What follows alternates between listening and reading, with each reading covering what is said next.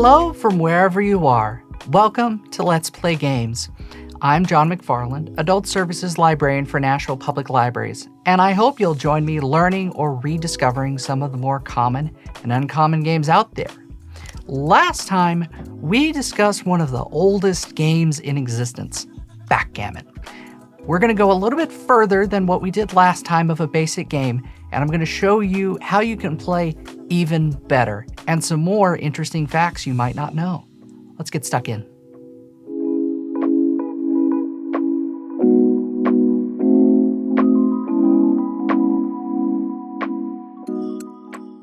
So, a little bit of a refresher coming into this game. The object is to take your pieces, which are going to be opposite you, as we organize it on the board here. This is far away from you, this is close to you.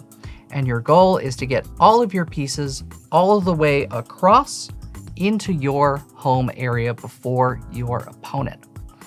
So, a little bit about the way that you are trying to play. I will say that you get more points because each round can be 1 point, and you play to a predetermined number. Some people do 3, some people do 5. In some tournaments, there's as many as 25. What you do is you are playing for if you can keep your opponent from bearing off any of their pieces. So let's say you get to the end of the game. Let me kind of set this up for you here. And you have all of your pieces that are starting to be borne off, but you have one piece that was captured time and time again. And now they're able to bear off all of their pieces. Even worse are the times where you have to roll, let's say that the board looked like this, you have to roll a 1 in order to even get out, and then you have to roll a 6 to get away from that. But let's say you as a player have seen your opponent bear off all of their pieces and you're finally able to escape. Now this is some bad luck, some strategy involved, and you have none of the pieces borne off, but your opponent has all of theirs. That is actually worth 2 points rather than 1. So it counts for double.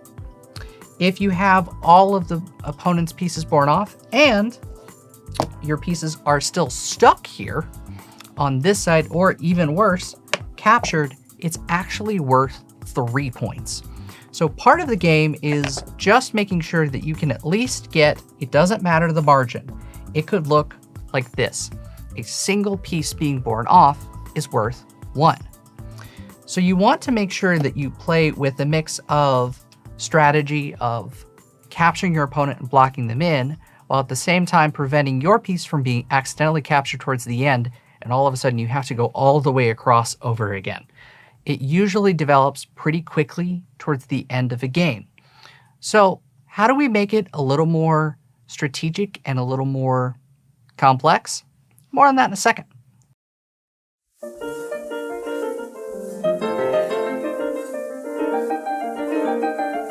So a little bit more about the history of the game into modern ages. I bring you to the 11th century in France. The Court of Tables.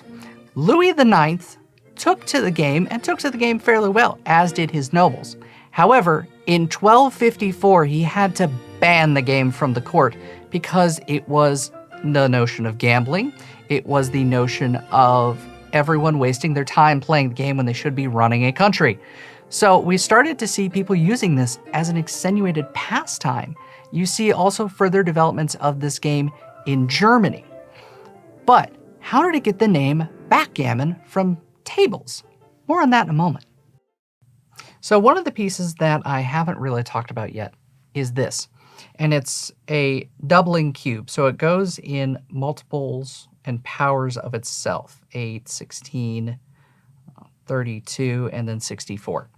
So if you're playing a particular game and you are reasonably confident that you are going to win, so you are almost done with getting your pieces on the board, they're still trapped. You can use this doubling cube as an advantage. And you have to offer this to your opponent and say, I want the game to be played for double stakes. So instead of being 1 point, it's worth 2. If they're able to actually keep all of your pieces from being borne off, it's worth 4 now.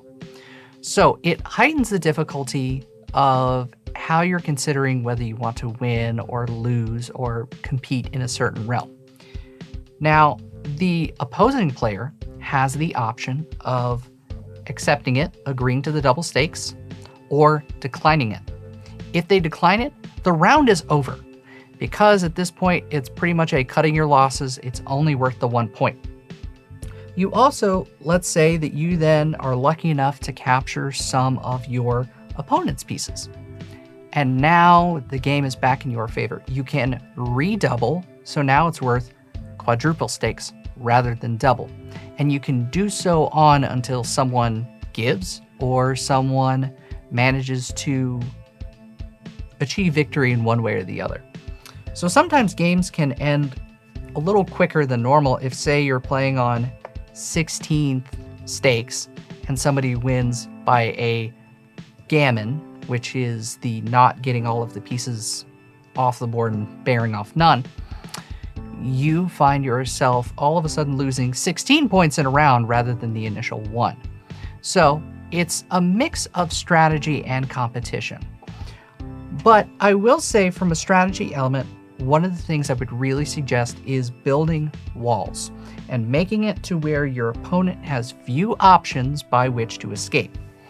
So you've seen me build this a couple of times now. And part of the difficulty here and the trade-off you're going to make is, let's say that you are in this position, and I'm just going to ignore the other pieces for a moment.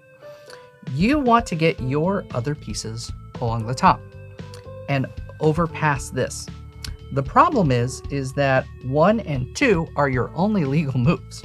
So 3, 4, 5, and 6 are completely out of bounds.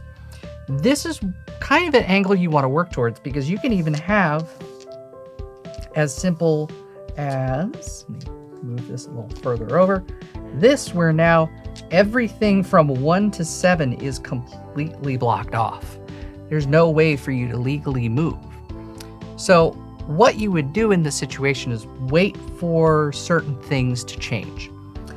I now have no real reason to move this 1 through 5, because if I free any of these spots, I can only move it here because not all of my pieces are in the final 6, your home area, and I want to expose as little single dots as possible. So what I'm going to do is take this piece, no matter what I roll, because I can comfortably roll anywhere from 1, 2, 3, 4, 5, 6. I can move 6, and let's say that I had rolled quadruple 6s, I can move pretty comfortably. The problem you run into, 2, 4, 6, is going to be where, so now 6 is away. I have no legal move. So I simply lose that move because I have no conceivable way of doing it, and I can't bear off any pieces yet. So it's not as though you can subtract certain numbers. You have to take the move as rolled. So as you are playing, one of the things that I would look to is, if you saw our last episode, you saw that I was losing pieces about right here and right here, meaning that I had to go back to the start on it. However, I am able to usually build some sort of wall or fortress here to where I can block my opponents in. That is part of the strategy of the game, that your opponent is trying to do just that to you. So usually, a lot of games will end up, in the end, looking something like this. And as long as you are able to get past all of those pieces, that's where we go into the end game, that race for the end. One of the other things to consider is, if you have pieces over here, your opponent has pieces over here, you'll get into this phase of the game where sometimes what can define is all of those pieces are now technically fair game, so any roll of 1, 2, 3, or 4 on their end, or 3 or 4 on this end, will mean capturing one of the pieces and sending it back to the start. So you want to be mindful of the way that you are moving your pieces around, because you don't want to lose pieces in your home area, and you want to play as strategically as possible. More on that strategy element in just a moment.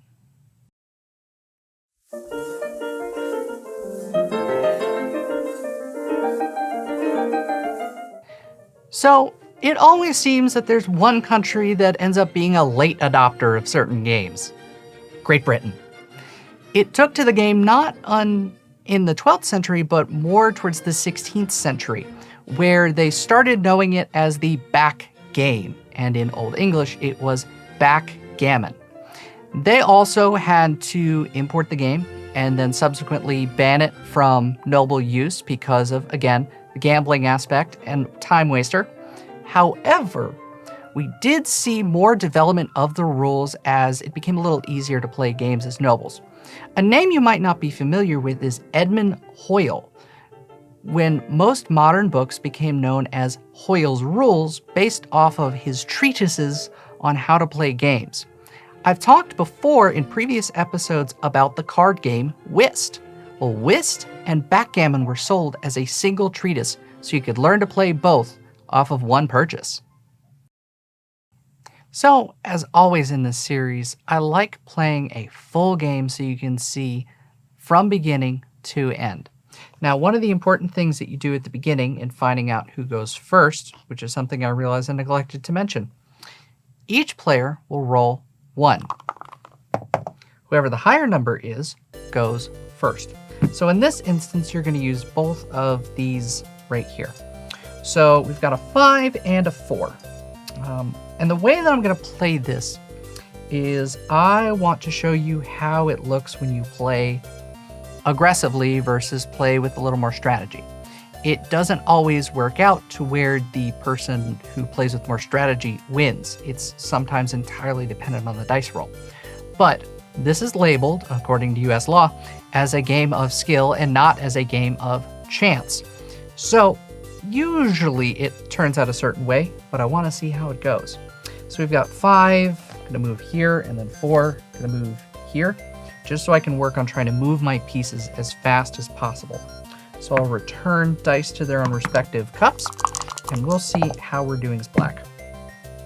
Now we've got a 5 and a 2. So technically speaking, a total of 7. So let's see, that's 2, 1, 2, 3, 4, 5. I can't do that. I'll also do 5, and then I'll do a 2 right here. And the reason for that is here it's kind of stuck, but if I can start getting things moved to where there's this wall in the center, that's kind of the play that I want to go for. Now we've got doubles, which usually helps out in terms of winning a round. So what I'm going to do is move this here. That's 4, so that's 2 of these. Now I'm going to move 2 of these here. I'm kind of going to go for the same angle, but risk a little more single pieces if at all possible. And with black, we're at 5 and 3. Now we're getting into a little bit of decision making regarding, we can keep this piece a little safe at the expense of this piece potentially being completely jumped over. But I think that's what we're gonna do for now. And it's partially because I'm gonna keep these pieces over here. I know that I'm gonna need 24, 48 roll in order to get here. And if I can prevent my opponent from getting in the home base and capture their pieces over here, I instantly have wasted however many pips on the roll that they needed. So we're gonna keep on going. 6 and a 5. And then let's do here for now. Just get everything off. Let's see how that goes. And I rolled double 6s, which sometimes people genuinely do hate. And I'm gonna put 2 over here. So now 1, 2, and 3 is blocked off. And then I'm gonna capture a piece by moving both of these as 6. So I went from, let's see, 6, 18, all the way back just from that particular roll. So we're here on the center. Now we've added a little more calculus here where I need to at least roll, can't roll double 6s, but anything from 1 to 5 is fair game. I roll a 5 and a 4. That'll be here. Oh, what's that roll there? So that's a 5, and I can't move here. So what I can do though is a 4, and then I can do a 5.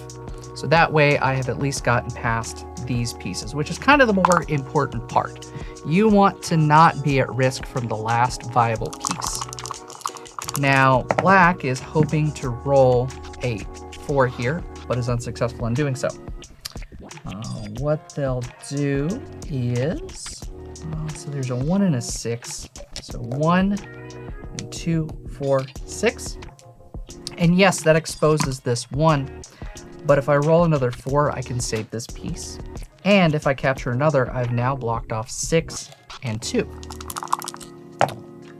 Now we're dealing with 1 and 3. We can do 1 here and 3. Always end up doing this when I'm playing single player, is switching one. So I apologize for that. Put this over here. And it'll be black's roll now. So now we're to the 1 and 6 problem again. And I can preserve another piece. So now I've blocked that one off. And 1 I can move here. So I've still got 1, 2, and 3 blocked off. So that's at least something I can do for the moment. And I can get 1 piece over. So that's 4. And then I'll move 1 piece here. That's going to be 5. And we'll go back to black. Let's see what happens here. 3 and a 5. Let's see. That's a 5. I'm being, technically speaking, risky here right now. Well, can't do 3. So I'll do 3 here. Yes. So now I've got some spaces to work with here. I'm getting my pieces on the proper side of the board that I need to capture pieces. And okay, 6 and 5. Now we're dealing with 6, 5. So I've escaped this area, but these 2 pieces are over here.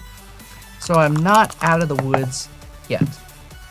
So now your choice is to try and shore up what you can. So there's the 5, and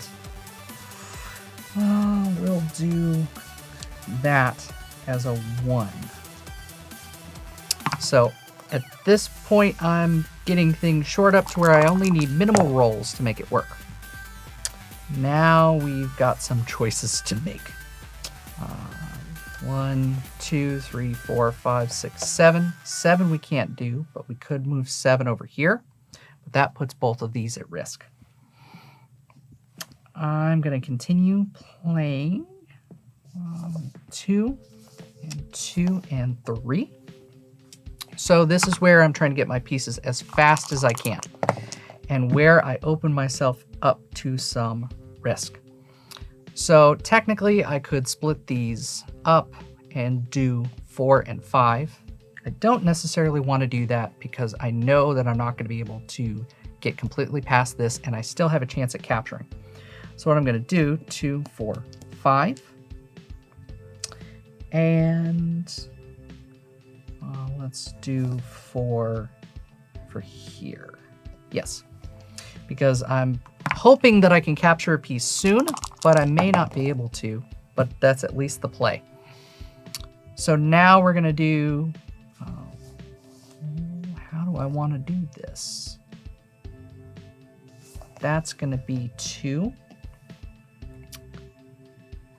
Actually, sorry, that's going to be 2. And that's going to be 3. So I've mostly got past the danger, but now I needed a 3 in order to make that work. It didn't happen. So I'm going to continue just for the sake of it, because unless they roll doubles and doubles of a high number, they're going to have to again risk another piece. So that's going to be 2. And this will be 5. So through just trying to get these pieces all the way over here, I've got these 2 here, but most of their pieces are still over, whereas I'm just about ready to go. 3 and 4. So here's another benefit to the fact that I did not move these. I can't move these 4. I can't move these 3 and these 4. So, or sorry, 3 and 4 respectively. So now I'm kind of limited in my options. So I can do this one for 4. So that at least saves that one. Now, what do I do here? Well, I'm gonna at least play a little smart and put another piece over. And as long as I don't capture a piece with red, I should be okay to go. Now I've rolled doubles again, which means I can do 1, 2, 3, 4, and 5. That's 2 of them. And I've got the conscious decision here that I could move 5 over to here, and then that's sort of the end of it. But I want to see how this plays out, and I'll move this here, just so I can see how much the risk ends up being, and I'll block 1, 2, and 3, and 6 is the one at risk. So that'll be, I'll do this 2, and I can't do this one 4, so 1, 2, 3, 4, 5, 4. All right, so now I've got one more piece, but then I've got those other 5. And I really wanted to roll a 5 there, but I couldn't do so. So I'll move this 5. And now I've got to move something too. That'll be this one. So we're probably going to be, in terms of play, this one's eventually going to have to 1, 2, 3, 4, 5, 6. And 1, 2, 3, 4, and 5. So everyone's pretty much past everyone, and there's no real reason for me at this point to keep it here. So now is where the fun begins. I can't move this one, so I'm going to actually now have to, interestingly enough, risk. And that'll be a total of 6. So I'll move that one here. And this will be doubles. So I'll get all 4 of these moved 1, 2, 3. So now everybody's past everybody, and I'm once again bring up the number of pips that are left. So on one side, we've got 6, 12, 18, 24, 30, 36, 42. And then you've got to consider these by 5. So 5, 10, 15, 20, 25, 30, 35. And then another 3. So you need somewhere around close to 80 rolled compared to 1, 2, 3, 4, 5, 6, 2, 4, 6, 8, 10, 12, 3, 12, 18. So it's still relatively close, but it's a whole lot easier for black to finish out now. So 1, 2, 3, 4. This is where the race part comes in. And at least rolling another set of doubles, which is lucky, I'm gonna move 4 of mine in here. Everybody is gonna be able to bear off at least 1 for this round. So we'll do 2 and then 4. And then I can now bear off a 5 and move another 2. So I'm rolling decently well as red, so even though I've played more of an aggressive strategy, it turns out that we're still relatively close at the end. So some of this is just simple luck of dice rolling. So that's 1, let's move 3. So now anything 5, 6 means that I bear off a piece. But we're really close now. And I managed to get doubles for black, which means that now we're in this endgame. 2, 4. I can now start bearing off pieces. However, I've got 3 left. This is still sitting here, which means I have to do a legal move from the furthest piece, which is going to be here. And then I can bear off these two. So now we're definitely at the end game where I only need, let's see, 2, 3, 4, 5, 6, in 7 rolls, assuming I roll no doubles. Black will have all of their pieces borne off, because if you roll double ones, that counts as double. So you really can't have anything more than just a little bit at the end game. I need to roll magnificently as red right now. So that's 5 and 4. Let's see what black does here. There's your doubles. So instead of it being 5s, it becomes 2s, but you get 4 pieces borne off now. That's kind of a bad roll, but I get another piece. Get this more standing upright. And then back here. So sometimes this game will become a collection race at the end. And that's when usually you can sort of speed up the rolls, or if you know that someone's definitely going to win, you will just agree that the other person has won. Other people like playing to the finish. I usually like playing to the finish. 6 and 3. So now any roll that I do is going to be more than enough. Whereas here I need completely lights out rolling, so it's probably not going to happen unless I roll double 5s, double 6s the rest of the way. And that is pretty much a dagger right there because of those doubles. Once again, we'll do this all the way to the end. And that will be it. So remember how I said that in bearing off pieces, only the fact that you've borne off pieces, that's the only part that matters. Margin doesn't come into play. You don't keep tab of how many pieces you had left on the board. As long as you go full bore for it, you can usually avoid being fully trapped.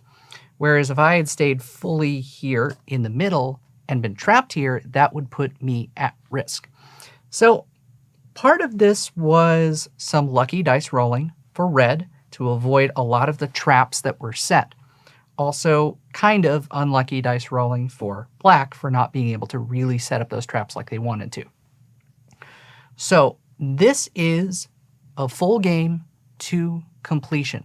And I'd encourage you to try out different ways of playing, different strategies, different methods of how you want to collect pieces. Because if you can set up a full wall and you can get it all the way to the end, you're usually going to win most of the games. And a lot of the higher level players will absolutely play to build this core section right here.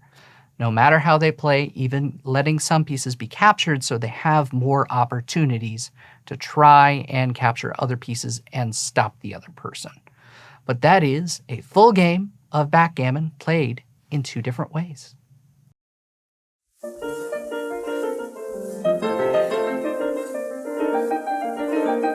So, any good game eventually gets imported into the United States. It's time I talk about that. Now, we saw the game imported and not have a lot of popularity, but it had a revitalization at 2 periods. The first in the 1920s, which saw the development of the doubling cube. This changed the way that the game was played and added another level of theory into the game. We also saw in the 1960s an exiled Russian prince from the Russian Revolution, Alexis Obolensky, who founded the International Backgammon Association. So what naturally followed? International tournaments, which are held every year and are immensely competitive. That's all the time we have for today. Thanks for tuning in. I hope I've made an uncommon game seem more common and more understandable, and you can get enjoyment out of playing on your own for practice or with a friend. Be sure also to check out some of the other great NPL Universe programming out there on our YouTube page, and keep a lookout for future episodes that are coming soon. Have a good day.